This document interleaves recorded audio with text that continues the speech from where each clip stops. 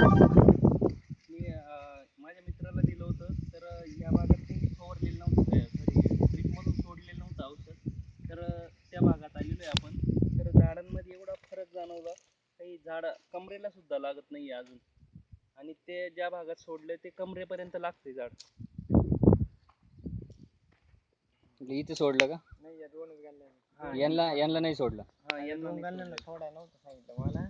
ही line सोडली होती, ही लाईनला आपलं काहीच केलं नाही का? म्हणजे केलं नाही.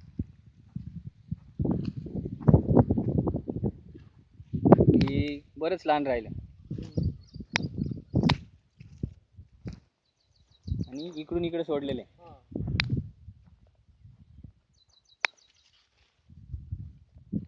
सोडलेल्या झाडांमध्ये या झाडांमध्ये लगेच आता ज्याला नाही सोडलं त्याच्या बाजूला उभे राहा बरं.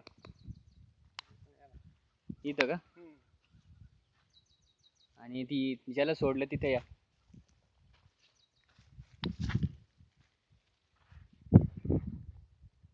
हा, बराच फरक आहे.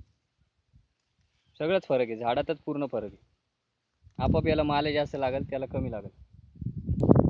झाड लगेच बारीक सांगता ना, लगेच म्हणजे असं त्यांची वाढ वेळ नाही झालेली व्यवस्थित. दोन गाल्ल्याला मी सोडेल नाही ना, त्यांची वाढ वेळ व्यवस्थित नाही. सरासरी तुम्हाला लगेच म्हणजे 50% रिझल्ट म्हणता येईल. 50% फरक आहे. 7-5% फरक पडला मला, असं जाणवलं मला. बरोबर, ठीक आहे, चालेल. हे झाड लगेच फरक पडला. ते काय मका ही काय मका पण वेगळी दिसते. ही बघा, ही मका कशी आहे? मक्याची बघ किती साईज.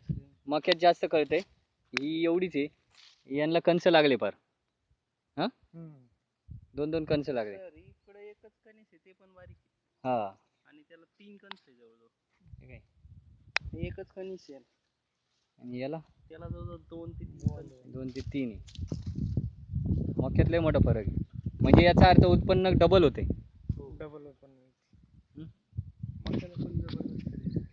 म्हणजे किती रुपये खर्च केला आतापर्यंत? आतापर्यंत 1500 रुपये खर्च केला. 1500. तसा किती केल्यावरती फायदा होतो का काही? तसं जवळजवळ आता त्याला खर्च केल्यापासून तर 1500 रुपयेच खर्च झाला जवळजवळ माझा आतापर्यंत. तसा मग खताचा जास्त होतो ना? खताचा जादा खर्च होतो. उत्पन्न किती निघालं आतापर्यंत? 1500 रुपये खर्च. आतापर्यंत 1500 रुपये खर्चाच्या मानाने माझं उत्पन्न गेलं जवळजवळ 15,000 रुपये. एकदाच पाठवलं ना मला अजून.